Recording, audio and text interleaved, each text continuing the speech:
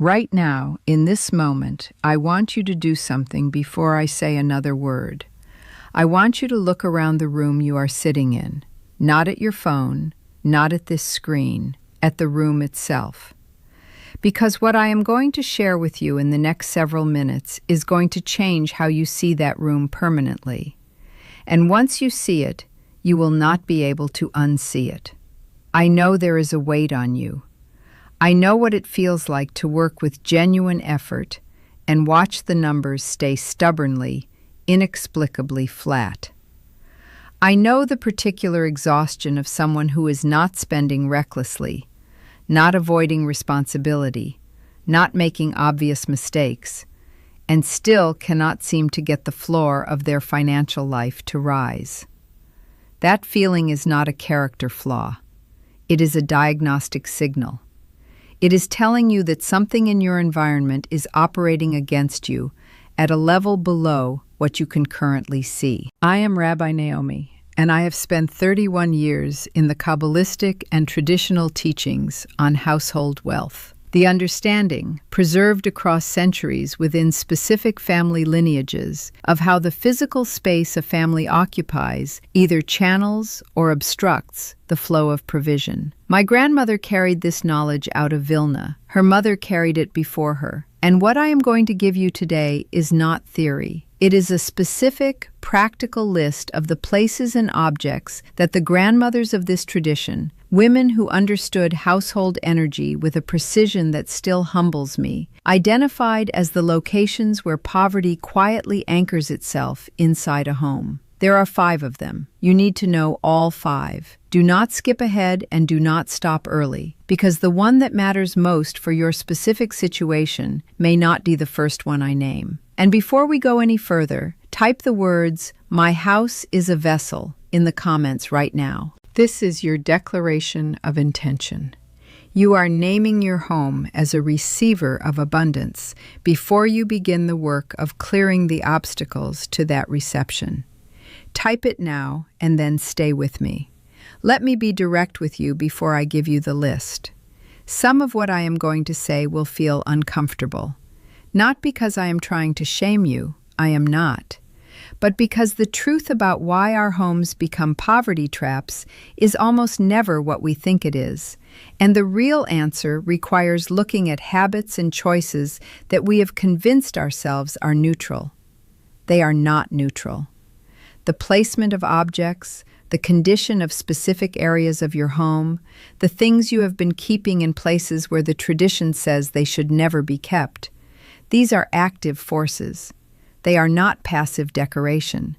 They are either channeling provision toward your household or quietly redirecting it away. The grandmothers understood this with a clarity that was practical, not mystical. They did not speak of energy in vague terms. They spoke of specific locations, specific objects, specific conditions, and they changed them. Without apology and without delay. That is the spirit in which I want you to receive this list today, not as an interesting spiritual idea, as an instruction.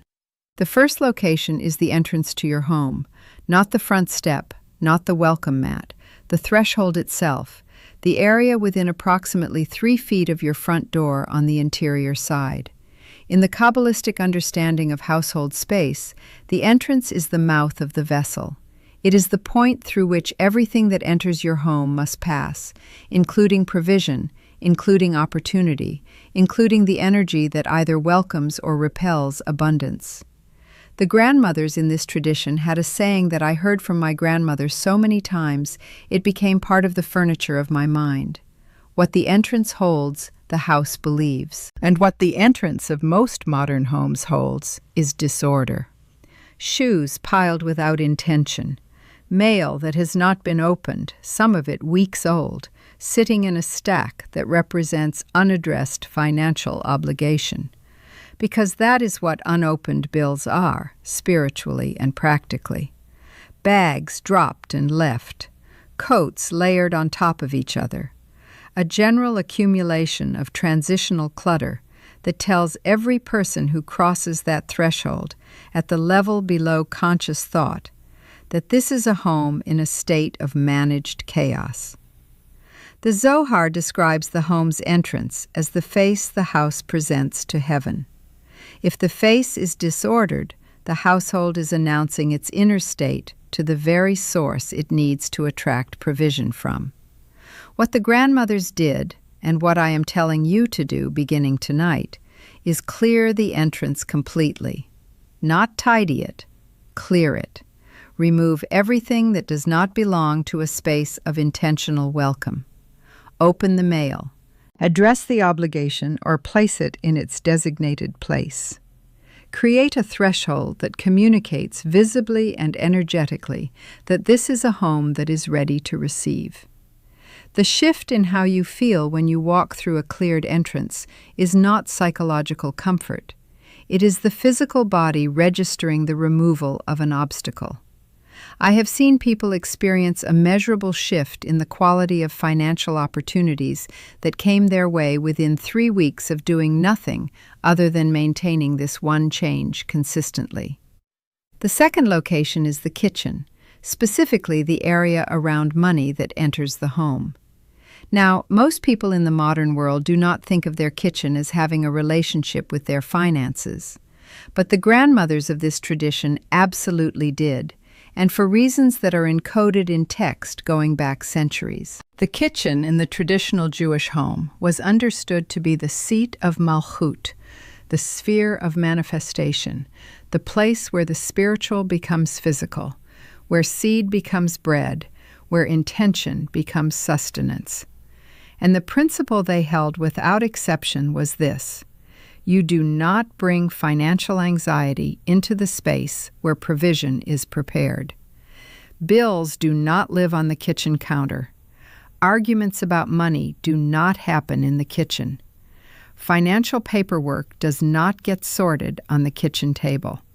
In the homes I grew up visiting, my grandmother's home, the homes of the women in her circle, this was as non-negotiable as keeping the dishes clean. I remember sitting at my grandmother's kitchen table as a child and noticing that there was never a piece of paper on it that did not belong to the meal being prepared. No mail, no receipts, no envelopes. The table was for eating. The counter was for preparing. Every other category of paper had its designated place elsewhere in the apartment, and the kitchen remained what she insisted it must remain, a space whose entire atmosphere communicated abundance and readiness. The space where food was prepared was protected. It was kept in a state of abundance consciousness, which in practical terms meant it was kept full, orderly, and free of the presence of financial stress.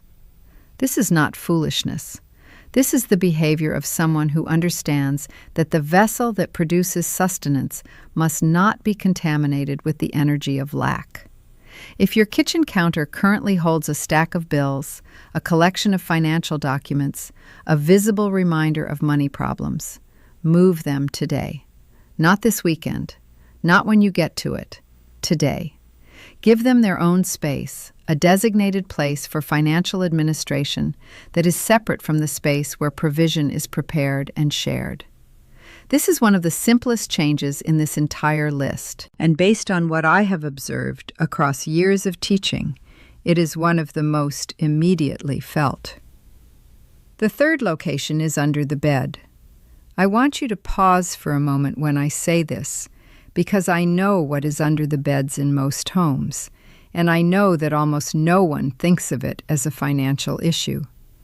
There are boxes under the bed, bags under the bed, old items that have not been looked at in months or years, sitting in the dark in the space where you sleep. The tradition is unambiguous about this. The space beneath the sleeping place is a spiritually active zone. It is the closest point of the physical home to the place where the soul partially ascends during sleep, where it makes its nightly connection to the upper realms. What sits in that space sits directly beneath the most vulnerable and open state you enter every 24 hours. The grandmothers would not store anything in that space. Nothing. Clean floor beneath the bed, without exception. And when I say this to modern audiences, the response I almost always hear first is, "But I don't have enough storage space." And I understand the practical reality of smaller homes and less space. But I want to ask you something directly. How long have the things under your bed been there? When did you last look at them? When did you last use any of them? Because what I have found consistently is that the objects under the bed are not there because they are needed. They are there because they have not been dealt with. They are the physical accumulation of unfinished decisions, things that have not been sorted, released, donated, or properly placed. And those unfinished decisions are sitting beneath you every night while you sleep, communicating their incompleteness to the most open and receptive part of your being. Clear it. Every item. Decide deliberately what belongs in your home and where. What does not have a clear and intentional place does not belong in your home at all. This is not a spiritual luxury. This is the basic work of preparing the vessel.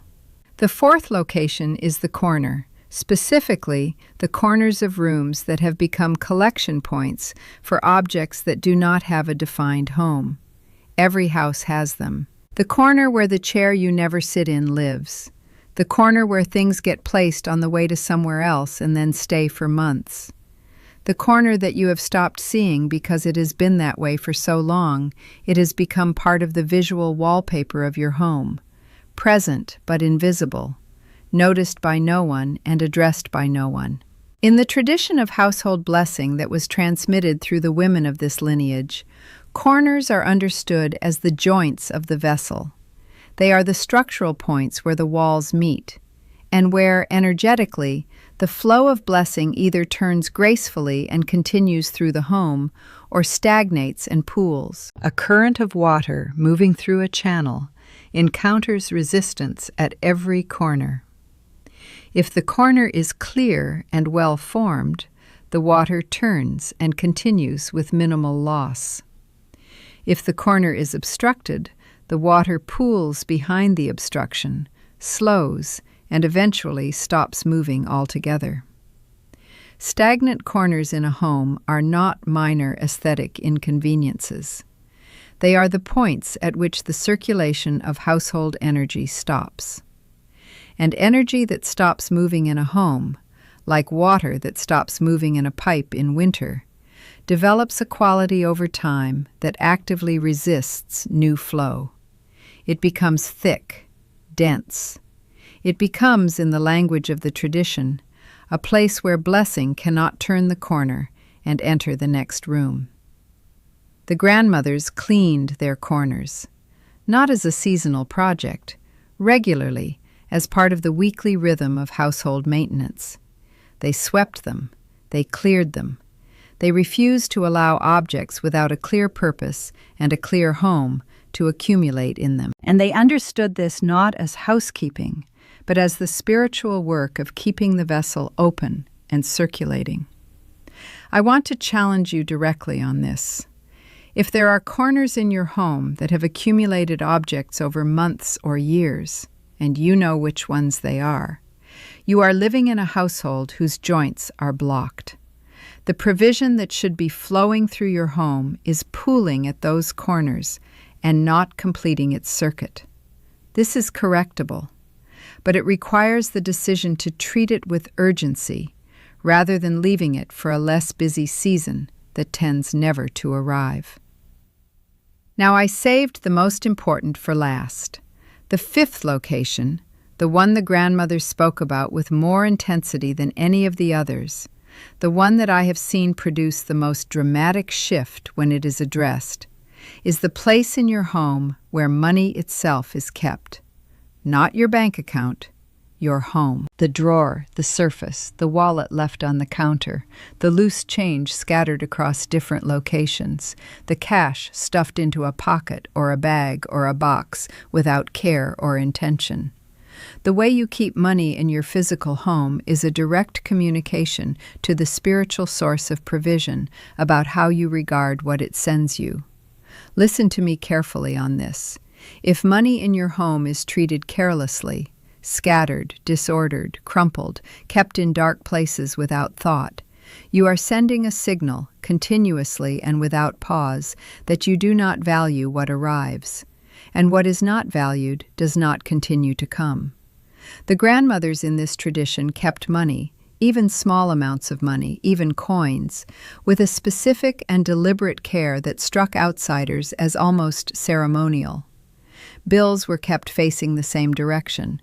A designated place existed for money within the home, and that place was kept clean and orderly.